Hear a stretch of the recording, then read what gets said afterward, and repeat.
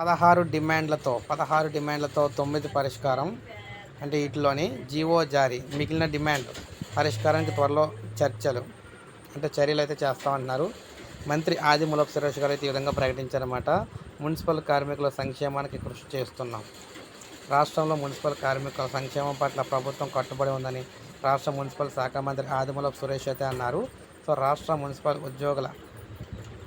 ఉద్యోగులకు పెంచిన జీతభత్యాలు, కల్పించిన ఇతర సౌకర్యాలు, ఇతర అంశాలపై మంత్రి అధ్యక్షతన సమావేశం అయితే జరిగింది. ఈ సందర్భంగా మంత్రి ఆదిమూలపు సురేష్ మాట్లాడుతూ, మున్సిపల్ కార్మికుల సమస్యలపై గత నెలలో జరిగిన మంత్రివర్గ ఉపసంఘంలో తీసుకున్న నిర్ణయాల మేరకు ఉత్తర్వులు కూడా ఇచ్చామన్నారు.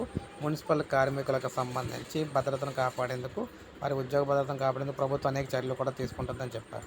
ప్రస్తుతం నెలకు ఇస్తున్న 18,500 వేతనాన్ని 24,000 పెంచుతూ ఉత్తర్వులు జారీ చేయమన్నారు. దీనివల్ల 748 మంది అండర్ గ్రౌండ్ డ్రైనేజీ వర్కర్లు, 147 మంది శానిటేషన్ వెహికల్ డ్రైవర్లకు కూడా లబ్ధి కలుగుతుందన్నారు. మొత్తంగా 21,000 వేతనం నుంచి 15,000 వేతనంతో పాటు మరో ఒక 6,000 హెల్త్ అలవెన్స్లు కలిపి మొత్తం 21,000 అయితే ఇస్తున్నామని చెప్పారు.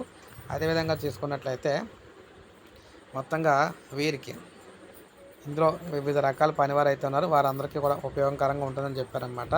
రాష్ట్ర ప్రభుత్వం సలహాదారులు సజ్జల రామకృష్ణారావు మాట్లాడుతూ, మున్సిపల్ కార్మికుల పట్ల ముఖ్యమంత్రి ఎంతో సానుకూలంగా ఉండే సమస్య పరిష్కారం కట్టుబడి ఉన్నారనే రికార్డు సమయంలో ఆయా సమస్యలు పరిష్కరించి జీవోలను కూడా విడుదల చేసినట్లయితే చెప్పారు.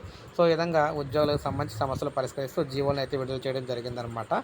సో ఇది ఫ్రెండ్స్, ఈ వీడియో నచ్చితే లైక్ చేయండి, సబ్స్క్రైబ్ చేసుకోవద్దు, మన ఛానల్ సబ్స్క్రైబ్ చేసుకోండి.